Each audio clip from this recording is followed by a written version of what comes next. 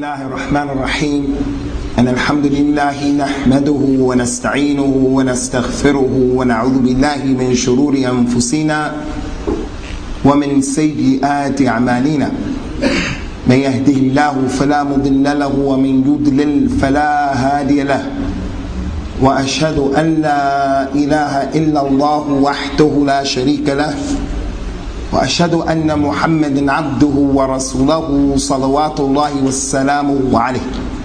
أما بعد، يقول المصنف رحمه الله تعالى: وقال عليه الصلاة والسلام: ثلاثة لا يكلمهم الله يوم القيامة ولا يزكيهم ولا ينظر إليهم ولهم عذاب شديد: شيخ زان وملك كذاب وعائل مستكبر. رواه الإمام مسلم. وقال عليه الصلاة والسلام: حرمة نساء المجاهدين على القاعدين كحرمة أمهاتهم، وما من رجل يخلف رجلا من المجاهدين في أهله فيخونه فيهم إلا وقف له يوم القيامة فيأخذ من عمله ما شاء، فما ظنكم بذلك؟ رواه الإمام مسلم. وقال عليه الصلاة والسلام: أربعة يبغضهم الله: البياع الحلاف، والفقير المختال، والشيخ الزاني، والإمام الجائر. أخرجه الإمام النسائي واسناده صحيح. قال الإمام الذهبي: وأعظم الزنا بالأم والأخت وامرأة الأب وبالمحارم. وقد صحح الإمام الحاكم رحمه الله تعالى: والأهدد عليه من وقع على ذات محرم فاقتلوه. وفي الباب أحاديث، منها حديث البراء رضي الله عنه أن خاله بعثه النبي صلى الله عليه وسلم إلى الرجل عرس بامرأة أبيه أن يقتله ويخمس ماله. This is the completion, ikhwani, of the chapter of Az-Zina. نسأل الله سبحانه وتعالى العافية والسلامة. And last week we dealt with the ayat that Al-Imam al-Dhahabi made his istidlal, or he took the proofs to show that az-zina is a kabira from the kaba'ir, bal hiya min a'zam al-kaba'ir. And how he also proved with those ayat and some ahadith of how there are different types of zina and different levels of zina. So we continue with that today. And we mentioned last week, brothers and sisters, some examples of a zina that people of al-ahwa are falling into concerning the zina of al-muta' marriage, and zina of marrying without the permission of the wali, and other examples. We want to mention maybe 3 more today that we need to be careful of, because it is considered to be zina, and the children who come as a result of this union are abna'u zina. And whether the person is keeping it a secret or not, Yawm al-Qiyamah, his children are going to be exposed as being abna'u zina. Wallahu a'la wa a'lam. From those examples of az-zina is the Muslim man or woman who agree to go down to the registrar's office and they get married with the kuffar. And they don't get married with the Muslims. They only go down to the registrar's office and they get married with the kuffar. This is zina. Even though that marriage is recognized in this country, that is zina in the religion of al-Islam. Allah subhanahu wa ta'ala told us in the Qur'an: وَلَنْ يَجْعَلَ اللَّهُ لِلْكَافِرِينَ عَلَى الْمُؤْمِنِينَ السَّبِيلًا. Allah is not giving the kuffar a way over the Muslims. He said, Tabaraka wa ta'ala, in so many ayats of the Qur'an about the importance of al-wala wal-bara: وَمَنْ لَمْ يَحْكُمْ بِمَا أَنزَلَ اللَّهُ فَأُولَٰئِكَ هُمُ الظَّالِمُونَ فَأُولَٰئِكَ هُمُ الْفَاسِقُونَ. فَأُولَٰئِكَ هُمُ الْكَافِرُونَ He told us sallallahu alayhi wa sallam, Al-Islamu ya'la wa la yu'la alayhi. Al-Islam as a religion is uppermost, and nothing else goes above Islam. The registrar's office or other than that, it's not permissible. La nikah illa bi wali. The girl has to have a wali. Wa shahidai adlin. And there has to be two just witnesses from amongst the Muslims, not from the kuffar. And there has to be a dowry, and the consent of the girl has to be given. So if a person goes to the registrar's office without taking the Muslims as his witness, then this is considered to be zina in the religion of Islam, if he knows what he's doing. If he did it intentionally and he knows what he's doing, this is not permissible. And in contrast, if the Muslim gets married with the Muslims and he does it correctly and he doesn't go to the registrar's office, that is the nikah sahih in our religion.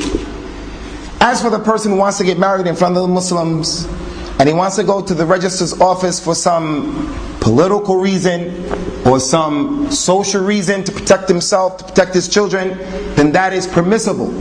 If he has a legitimate reason to do so, no one is going to say that's kufr. No one is going to say that it's impermissible to protect himself, to protect his family. That is permissible. But he cannot make the istibdal, change what Allah subhanahu wa ta'ala has revealed and legislated in the Qur'an and the Sunnah for what is being done over there. أَتَسْتَبْدِلُونَ الَّذِي هُوَ أَدْنَى بِالَّذِي هُوَ خَيْرٌ. Would you people choose to change what is worse or what is better for what is worse? You leave the religion and take the way of those people. So it is not permissible for the Muslim to only get married with those kuffar. It's not permissible. He has to get married with the Muslims first, and if he doesn't go to the kuffar, it is acceptable. One of the dhulms or oppressions that we see happening is that sometimes the woman or the family of the girl, they insist, if you want to marry my daughter, you have to marry her in front of the law of the land, whether it's America or whether it's in this country. And what they want to do is they want to use that as a preventive measure of the husband divorcing the girl. Because it is well known, if he divorces the girl and it's been registered with the kuffar, she's going to take half of the property. She's going to receive alimony that she doesn't have a just right and a just cause for. So we say to those sisters and those women and those awliya that they have to fear Allah subhanahu wa ta'ala. Judge by what Allah has revealed. If they get divorced, and we hope that the divorces in our community, they cease to exist. But if she does get divorced, she has the haqq that has been given to her by Allah subhanahu wa ta'ala. That's the first type of zina. The second type of zina is the zina in which the Muslim today is saying that these kuffar women are what our right hands possess. They're from our right hand possessions. No doubt, ikhwan, the right hand possession, the mulkul yameen, is from the religion. But it is not being practiced today correctly. Because jihad is gone. Because the khilafah is gone. Because al-Islam is not being practiced correctly in the earth, in the dunya. So the people who are practicing the mulkul yameen are not practicing it correctly. That's in the Muslim world. What about here? It is a fact that the mulkul yameen should not be an issue that we have a problem with. Rasulullah sallallahu alaihi wasallam had what his right hands possessed. Last Saturday we gave the talk about al-jihad and the levels of al-jihad and the types of al-jihad. According to the mafhum of Shaykh al-Islam Ibn al-Qayyim rahimahullah ta'ala, that was extracted from his tremendous book Zadul Ma'ad. In Zadul Ma'ad, in chapter number 1, when he starts to tell who Rasulullah was sallallahu alaihi wasallam, and he talks about his uncles and his aunts and his children and his wives, there is a portion there about his right hand possessions, and they were quite a few. So because we are apologetic about our religion and what Allah has revealed, Muslims want to deny the presence and the concept and the permissibility of the right hand possession. A man can have a concubine in Islam when Islam is being practiced correctly. And for every man that's in this masjid right now, he can have, that one man, this many concubines, in addition to his 4 wives. That's the religion of Islam. If he had money, it's permissible for him to have this many concubines when Islam was practiced correctly. The people will say, why are you mentioning that here? You're embarrassing us. If you're embarrassed, then something is wrong with you and your religion. That's what Allah Azza wa Jalla has revealed in His book. The Prophet ﷺ had a son, as you all know, by the name of Ibrahim radiyallahu ta'ala anhu. And Ibrahim was not from the wife of Rasulullah sallallahu alayhi wa sallam. Maria al-Qibtiyya, Maria, the Coptic lady, may Allah be pleased with her, was his right hand possession. She was not a wife. All of his wives, we know the circumstances behind the marriage. What happened at the walima? What was the dowry? Where the lady was? We know all of those details. As it relates to the marriage of Maria, there are no details. But what we know is the detail that she was given to him, sallallahu alaihi wasallam, as a gift by the king of Egypt, along with a baghl, a mule. He gave to Rasulullah sallallahu alaihi wasallam her, Maria, as a gift, and a mule. Same thing with Ibrahim, salawatullahi wassalamu alayhi. Hajar, the mother of Ismail, salawatullahi wassalamu alayhi, was not the wife of Ibrahim. And there's nothing that we have to apologize about. That's in their religion. So let them be the first one to throw stones at the Khatim of the Anbiya and the Rasul and the Sayyid of Bani Adam. That's in their religion, that their Anbiya, our Anbiya, had concubines. So Hajar was the slave girl of the wife of Ibrahim, Sarah. And then Sarah was not able to conceive, so she gave Hajar to Ibrahim as a hadiyah, as a gift. So the right hand possession is permissible in Islam, but it cannot be practiced here as we find it being practiced right now as I speak in London, in the streets of London. According to some of the opinion of the young brothers and young in London, this place is Darul Harb, and because it's Darul Harb, the land of war, we're in war against these people, they have concubines. These are in fact girlfriends, and it's zina.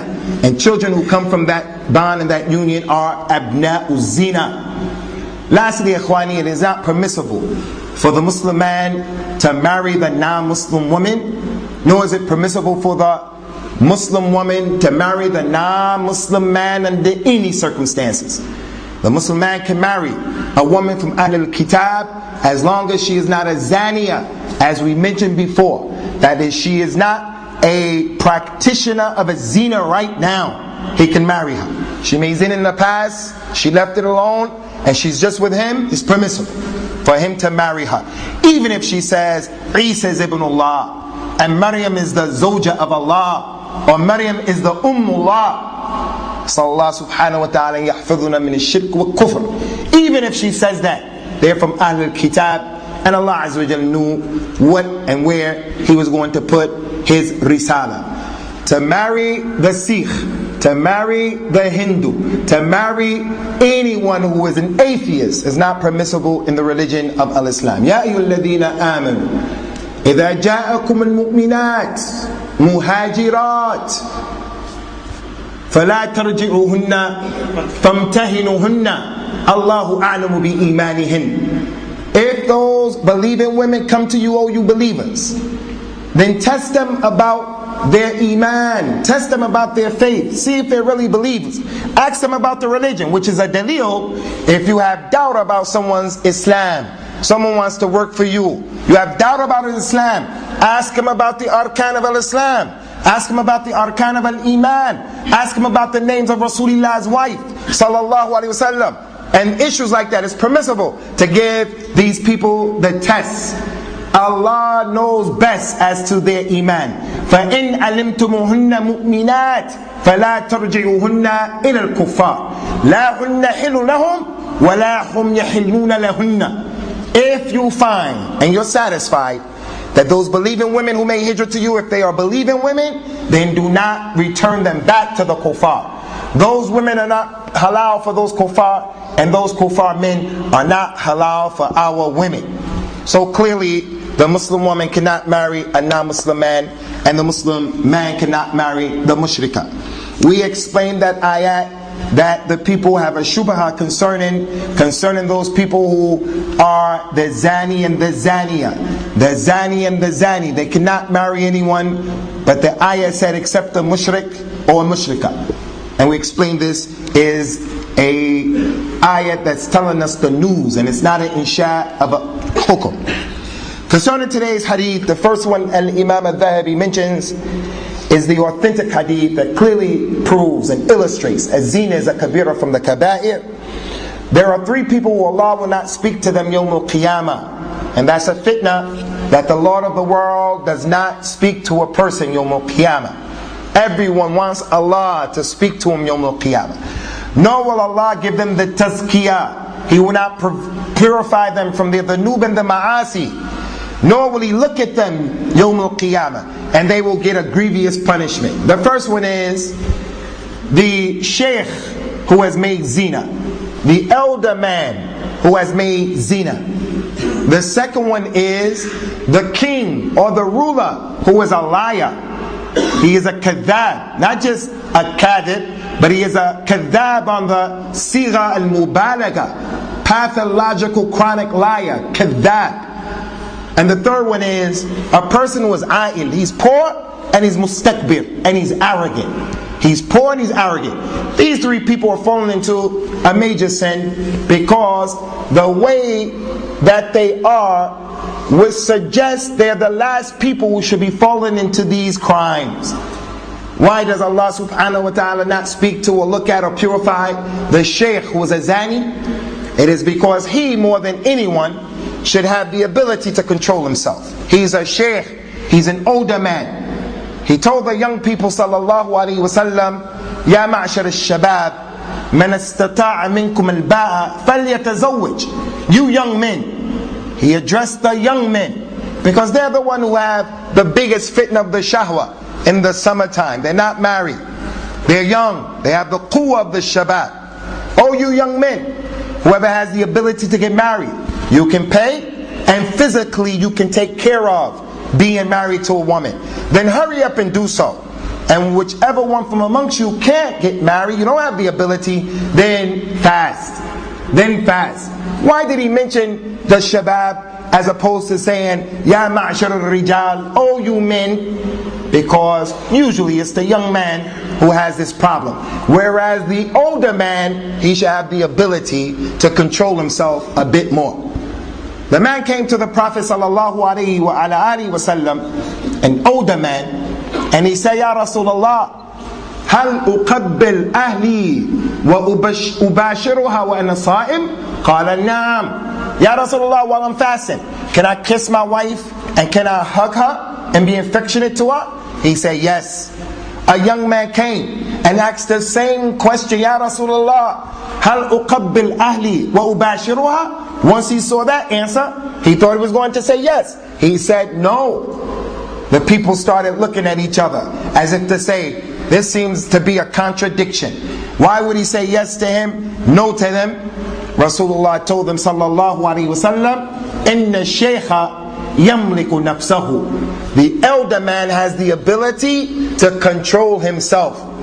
So Aisha radiallahu ta'ala anha, when she used to be asked, what is permissible for a man to do with his wife while he's fasting, she would say, Kullu shay illa al-jima' wa illa in yakun shabba. He can do anything with his wife except have intercourse, and except if he's a young man.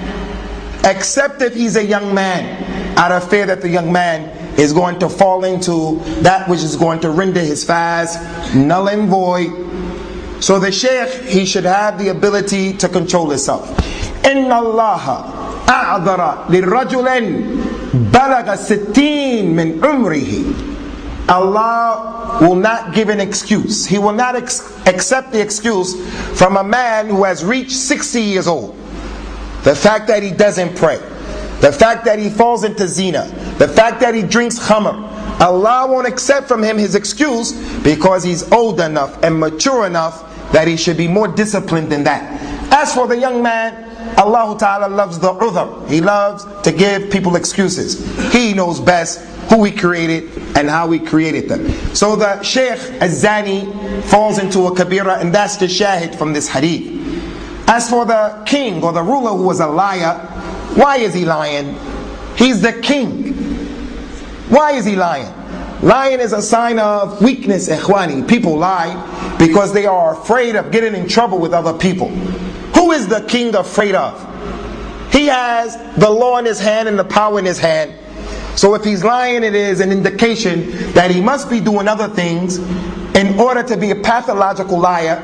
And there has to be other dhunub and ma'asis that he's doing, like al-khiyana to the people, stealing from the people, and other than that.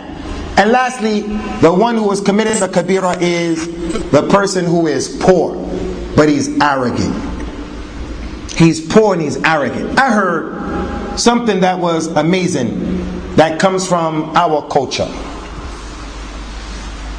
The boy marries a girl from a family, and there are problems between them. The family of the boy doesn't want the family of the girl to come and to be a part of their family. We don't want this marriage no matter what. Why? Because that family is a family of shoemakers.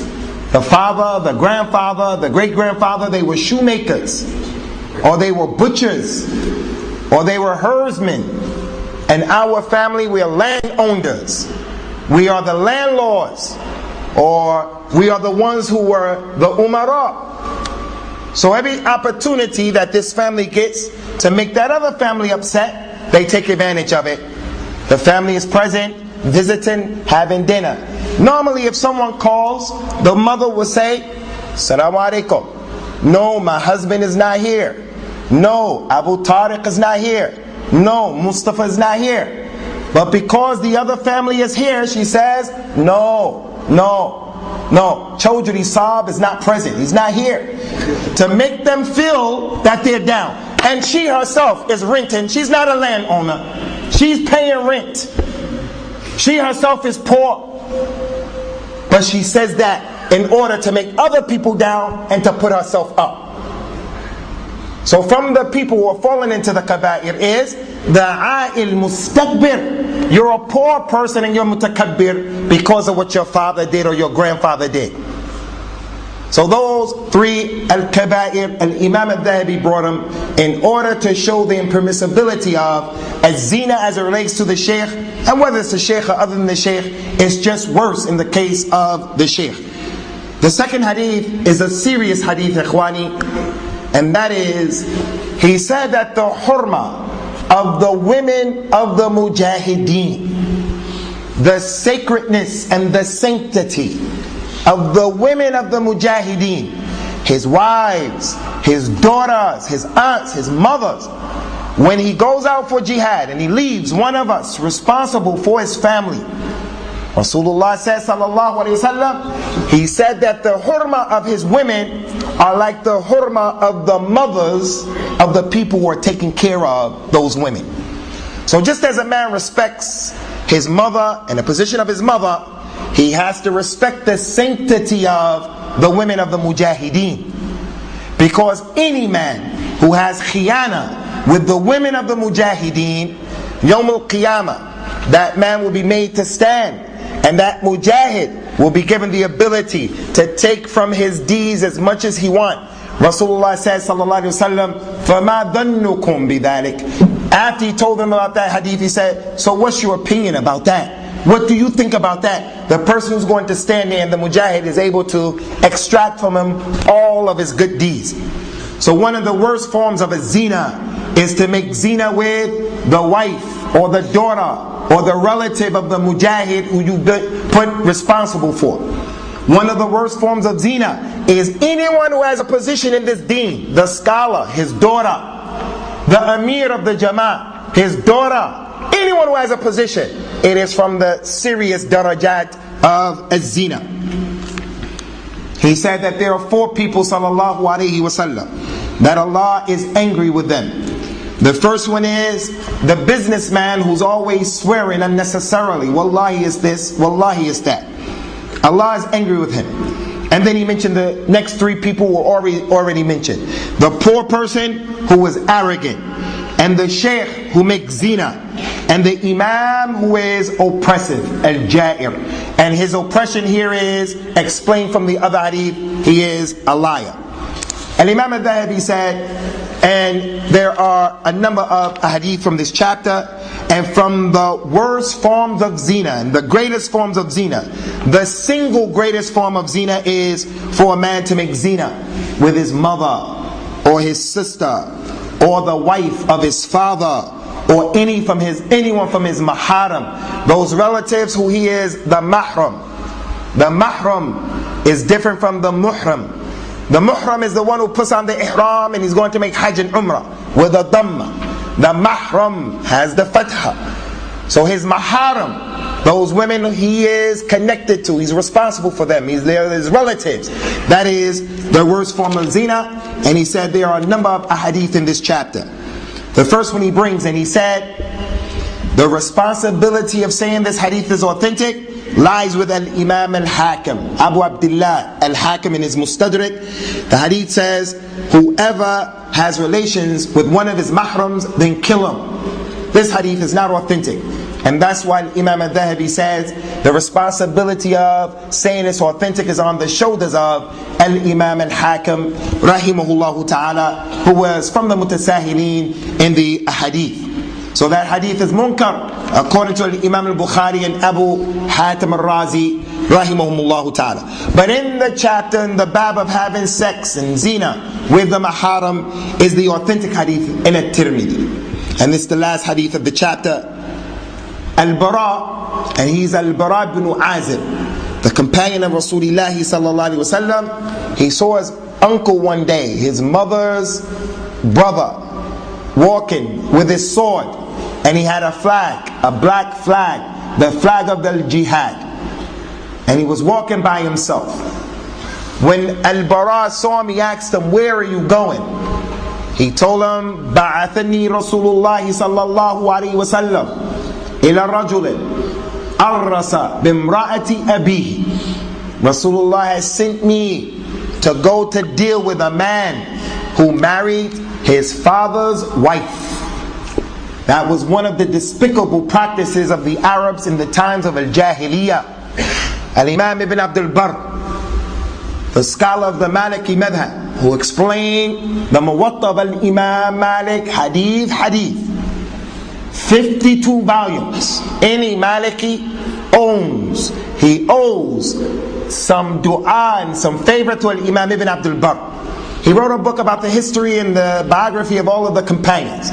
In his book called Usud al-Ghaba, fi ta'rif al-Sahaba. He said concerning this issue, I have yet to come across the name of a companion who, in Jahiliyyah, he married his father's wife with the exception of this particular person, and we don't even know his name.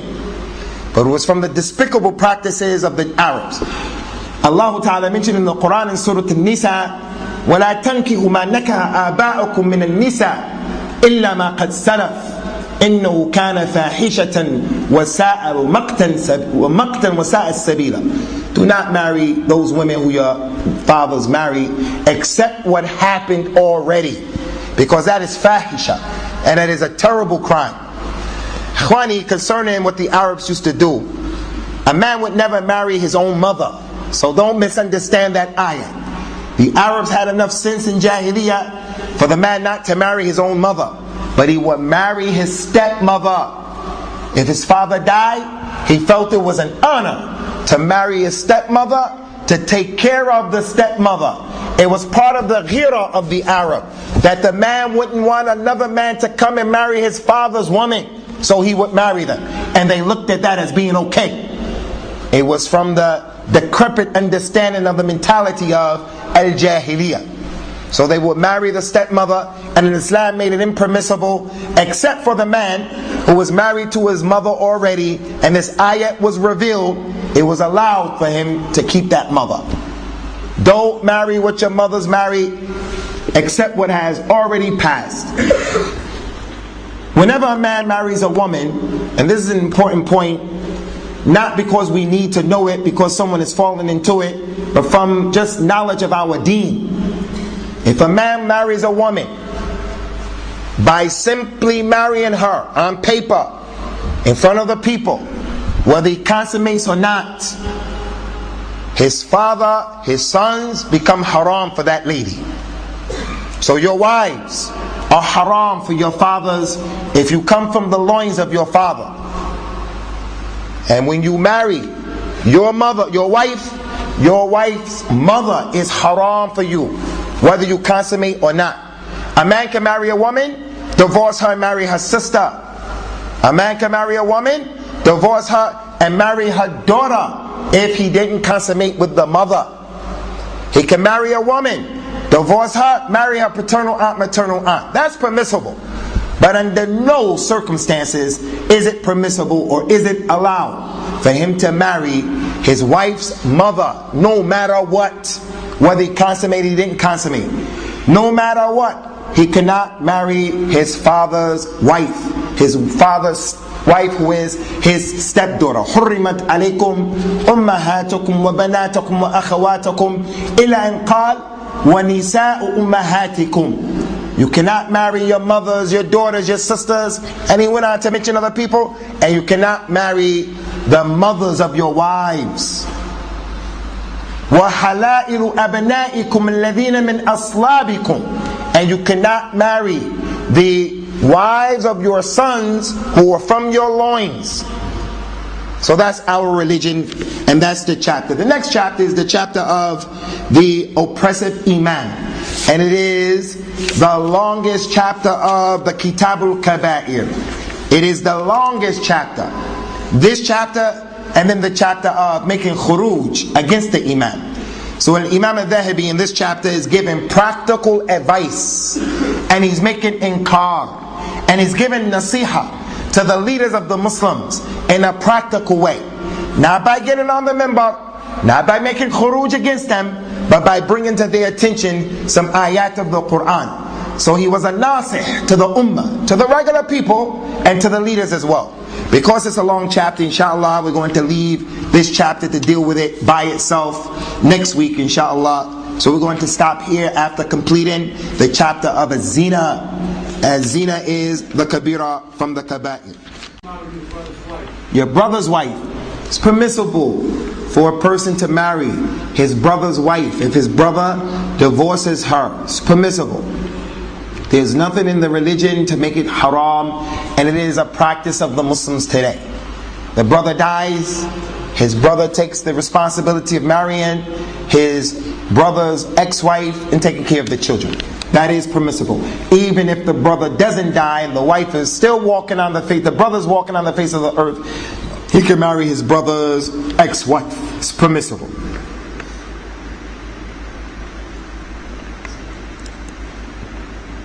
Any more questions concerning today's dars?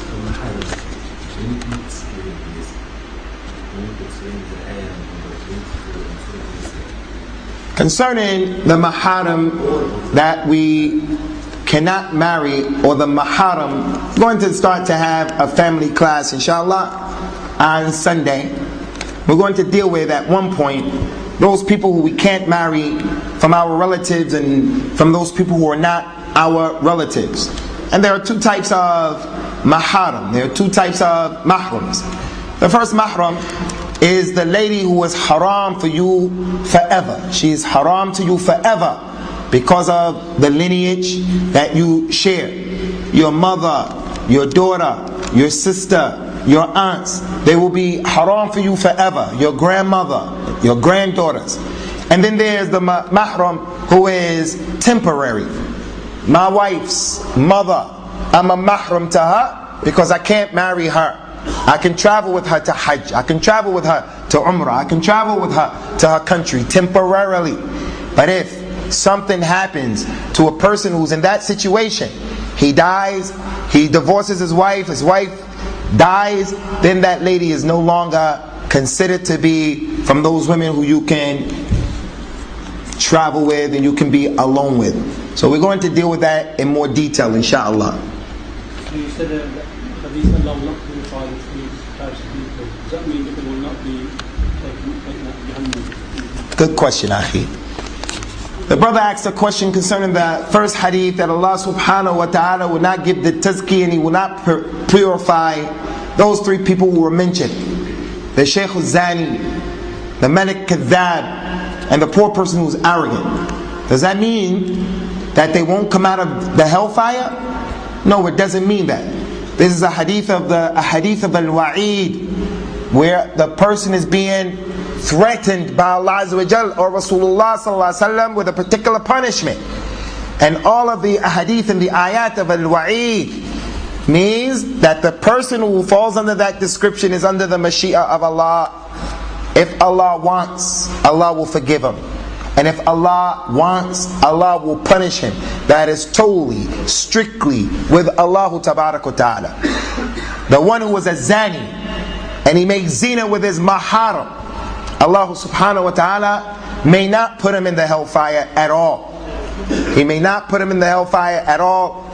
Inshallah, I think we're going to do a khutbah this Friday here at Green Lane concerning this particular issue. The hadith of al-Wa'id. So it's up to Allah to forgive anyone who falls into the kabira from the kaba'ir. He's put him in the hellfire if he wants, in order to purify him, or He puts him into Jannah. The Jannah and His maghfirah and His rahmah are from His kaza'in, they're from His treasures. يَفْعَلُ بِهَا مَا يُرِيد. He does whatever He wants with them, and they're not for anyone. You said permissible to marry Ahlul Kitab. Is it not recommended because it's from different, As for the permissibility of marrying the women of Ahlul Kitab, as we mentioned Ikhwan a number of times, it is not permissible open-ended like that. Al-Itlaq. Just go marry Ahlul Kitab. Some Ahlul Kitab you can't marry. The Ahlul Kitab woman who is a zaniya right now, practitioner of it, you can't marry. It's haram. وَحُرِّمَ ذَلِكَ عَلَى الْمُؤْمِنِينَ. Nor can you marry a woman from Ahlul Kitab who you have some doubt about her. You have to stay away from putting yourself in what you have doubt about.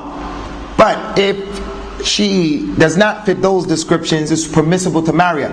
As for whether or not it's better or it's not better, obviously it's always better to marry a believing woman. But there are some women from Ahlul Kitab who are decent women, and they make for good wives. But in general, look for the lady from Al-Islam. فَاظْفَرْ بِذَاتِ الدِّينِ تَرَبَتْ يَدَاكَ. Marry the one for her religion, and you'll be successful. And where is that lady with the religion from Ahlul Kitab? She doesn't have any deen. But some of them have some good akhlaq. So it's going to be relative. For some people, it'll be a good idea. For other people, won't be a good idea. Umar radiallahu anhu used to make inkar on some of the companions like Abu Musa al-Ash'ari, who married the lady from Ahlul Kitab, and he ordered him, divorce her. You're a person that the Muslims are looking at. Abu Musa al-Ash'ari, being strong and being from the ulama, said, are you making it haram? He said, I don't make it haram, but we don't want the regular Muslims to look at you. You're an example. And plus, look at all of the Muslim women who need to be married and who should be married.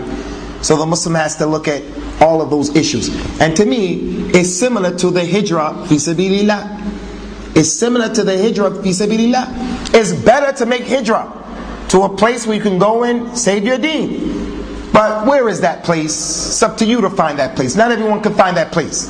Similarly with the woman from Ahlul Kitab, generally it's better to marry the Muslim woman who is the one who's going to help you on your deen. But it's possible that you may find a woman from Ahlul Kitab who gives the man more assistance in practicing his deen than even the Muslim girl, unfortunately. Any more questions, Ikhwani, concerning today's dars? This one is going to be about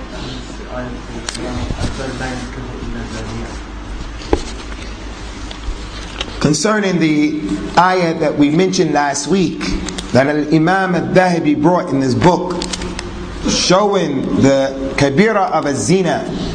And he said that the woman who makes zina,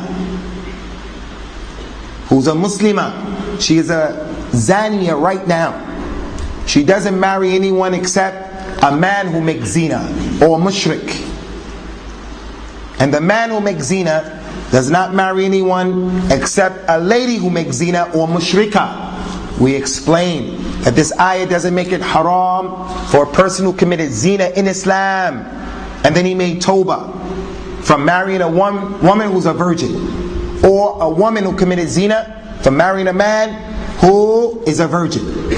The ayat is given a description that the lady who was practicing zina, she's a Muslim doing zina right now, she's not going to marry anyone except another Muslim man who commits zina or mushrik, because the Muslim man who commits zina and the mushrik, they look at zina as being small, so she's going to marry someone like that. At-tuyur ala ashkaliha taqa, birds of a feather flock together. Al-mar ala deen khalili, the person's on the religion of his friend, so they're going to do that. But it's permissible for them to get married if they made tawbah. Allah Ta'ala in this ayah said that they can marry a mushrik. La, you can't marry a mushrik. You can't marry a non-believing woman or a non-believing man. وَلَا تُمْسِكُوا بِأَثَمِ الْكَوَافِرِ. You men, do not marry, do not hold on to the ties of marriage to mushrik women. You a Muslim now? Divorce those women. Divorce them immediately. So the ayat is not talking about that. لا تنكحوا المشركات حتى يؤمنن ولا تنكحوا المشركات حتى يؤمنن ولا أمة مؤمنة خير من مشركة ولو أعجبتكم ولا تنكحوا المشركين حتى يؤمنوا ولا عبد مؤمن خير من مشرك ولو أعجبكم أولئك يدعون إلى النار والله يدعو إلى المغفرة إلى الجنة والمغفرة بإذنه. So that tells us you can't marry a mushrik, man or woman. You said it was permissible for a Muslim man to marry a woman from the book. It's permissible for the Muslim man to marry the woman from the Ahlul Kitab, Yahudi or Nasrani. What if a Muslim woman marries someone from the people of the book? Does it get out of the fold of Islam? Huh? Does it get out of the fold of Islam if she marries somebody from the people of the book? If a Muslim lady marries a non-Muslim man, a mushrik, a Sikh, or a man who's a Jew or Christian, that does not put him outside of the religion, nor does it put her outside of the deen. Unless they say that that is permissible.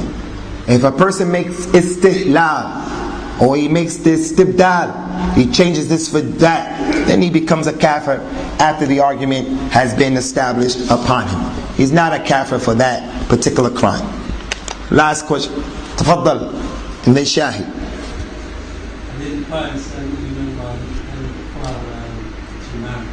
Now? You have to know obviously whether you're married or not in the system. Say for example, if I get married, I have to tell the authority that I'm married. What I'm telling you, and I'm not married in this system. Again, Ikhwani, if you get married here in the masjid, you don't have to go down to the register in order for that marriage to be recognized in Islam. If you get married here, that is the marriage in the sight of Allah in this deen. If you go and you get married there without getting married here, you are committing zina. To go and get married down there and it's just on the paper, but you don't consummate, you don't live together, that's permissible. You go get married at the register on paper. You're trying to make this iqdam of your wife. You want to bring your wife here. There's some political reason under the law, within the confines of the law. You're following the law to help yourself, your dunya. You can do that. As long as you don't consummate, as long as you continue to treat her as a woman who's haram for you. But the marriage that makes you halal for your wife and your wife halal for you is the marriage in front of the Muslims. Shahid. There are lots of situations here when the head of the family, the wali, leaves their home and doesn't want to know the topic. And when you approach the person, the wali, he says, I don't want to know. In that case, what is the role of the mother, or if there is any brother? If there is no brother, what? As it relates to the mother, Ikhwani, the Prophet says, sallallahu alaihi wasallam, لا تنكح المرأة المرأة. No woman should marry another woman. Your aunt, no matter how strong her personality is, your mother, no matter how strong she is, does not have the right to marry any girl to another man. We can take her position, we can respect her even in her kalima, that's